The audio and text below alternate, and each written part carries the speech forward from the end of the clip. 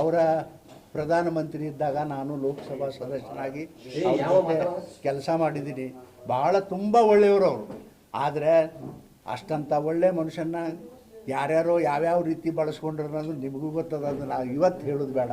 ಭಾಳ ತುಂಬ ಸಜ್ಜನ, ಭಾಳ ಒಳ್ಳೆಯ ಈ ದೇಶಕ್ಕೆ ಒಂದು ಆರ್ಥಿಕ ನೀತಿಯ ಹಾದಿಯನ್ನು ಬಾಬಾ ಸಾಹೇಬರು ಹೆಂಗೆ ಸ್ವಾತಂತ್ರ್ಯ ಕಾಲದಲ್ಲಿ ಮಾಡಿದ್ರು ಹಂಗೆ ಅಡಿಪಾಯ ಹಾಕಿದ್ರು ಭಾರತ ದೇಶಕ್ಕೆ. ಅಷ್ಟೇ ಅಲ್ಲ, ಇಡೀ ಜಗತ್ತಿನ ಜನಕ್ಕೆ ಎಷ್ಟೋ ಜನ ಅವರಿಗೆ ಗೌರವ ಕೊಟ್ಟು ಅವ್ರ ಸಲಹೆಯನ್ನು ಕೇಳ್ತಿರ್ತದೋ ಅಂಥ ಒಂದು ದೊಡ್ಡ ಮನುಷ್ಯ.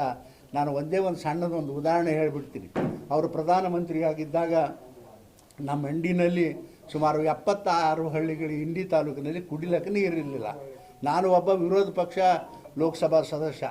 ಇದನ್ನೆಲ್ಲ ನೋಡಿ ನಾನು ಒಂದು ಲೆಟರ್ ಬರ್ಕೊಂಡು ಡೆಲ್ಲಿಗೆ ಹೋದೆ. ಮುಂಜಾನೆ ಹೋದ ತಕ್ಷಣ ಫೋನ್ ಮಾಡಿದೆ ಪ್ರಧಾನಮಂತ್ರಿಗಳ ಮನೆಗಳಿಗೆ, ನನಗೆ ಅಪಾಯಿಂಟ್ಮೆಂಟ್ ಬೇಕು 1-2 ನಿಮಿಷ ಅಂತ.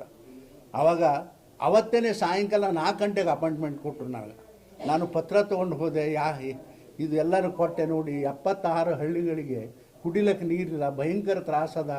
ಇದಕ್ಕೆ ನೀವು ಒಂದು ಸ್ವಲ್ಪ ಹಣ ಕೊಡಬೇಕು ಅಂತ ಪ್ರಸ್ತಾವನೆ ಬಂದದೆ ಏನಂದ್ರು. ಇಲ್ಲ, ಅದನ್ನು ಆಲ್ರೆಡಿ DPR ಮಿನಿಸ್ಟರ್ ಹತ್ರ ಅದ ಅಂದಾಗ ನೋಡಿರಿ, ಒಂದು ಆ ಲೆಟ್ರ್ ನೋಡಿದ ತಕ್ಷಣ ಇಮಿಡಿಯೇಟ್ ಇದನ್ನು ಶಾಂಕ್ಷನ್ ಅಂತ ಹೇಳಿದ್ರು. ನಾ ಕಾಲು ಬಿದ್ದೆ ಅವತ್ತು. ಅಂಥ ದೊಡ್ಡ ಮನುಷ್ಯರೇ, ಪಕ್ಷ ಅವರೆಂತ ನೋಡಿದವರಲ್ಲ, ಭಾಳ ಎತ್ತರದ ಮನುಷ್ಯ ಅಂತ ಇಷ್ಟು ಮಾತ್ರ ನಾ ಹೇಳಲಿಕ್ಕೆ ಬಯಸ್ತೀನಪ್ಪ. ಬಟ್ ನಿಮ್ಮ ಪಕ್ಷದವರು ಭಾಳ ಅವ್ನು ಮೌನಿ ಬಾಬಾ ಅಂತ ಎಲ್ಲ ಅವಮಾನ ಮಾಡಿಬಿಟ್ರೆ. ನೋಡ್ರಿ, ಅವಮಾನ ಯಾವಾಗ ಮಾಡಿದ್ರು ಅದು ಹಿಂದೆ ಮಾಡಿದ್ರು.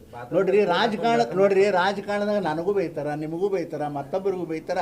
ಬೈದಿರಬಹುದು, ನಾ ಇಲ್ಲ ತನ್ನಂಗಿಲ್ಲ. ಆದರೆ ಏನು ನಿಜವಾಗಿ ನೋಡ್ರಿ, ತೀರಿ ಹೋಗ್ಯಾರ. ಅದನ್ನೆಲ್ಲ ಮಾತಾಡೋದು ಬೇಡ, ಸಾಕು. ನಮಸ್ಕಾರ. ಜೈ ಮರ ನಡಿ, ಸಾಕಿಲ್ಲ. ಆಗ್ರಹ ಮಾಡ್ತಿದ್ದಾರೆ ಸರ್.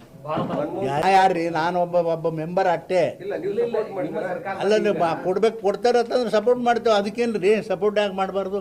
ಕೊಡ್ತಾರೆ ರೀ, ಅವ್ರಿಗೆ ಕೊಡ್ತಾರೆ. ನನಗಾದ್ರೆ ಭಾರಿ ವಿಶ್ವಾಸ ಅದ. ಯಾಕಂದ್ರೆ ಅಂಥ ಮನುಷ್ಯ ಕೊಡೋದು ಇನ್ಯಾರು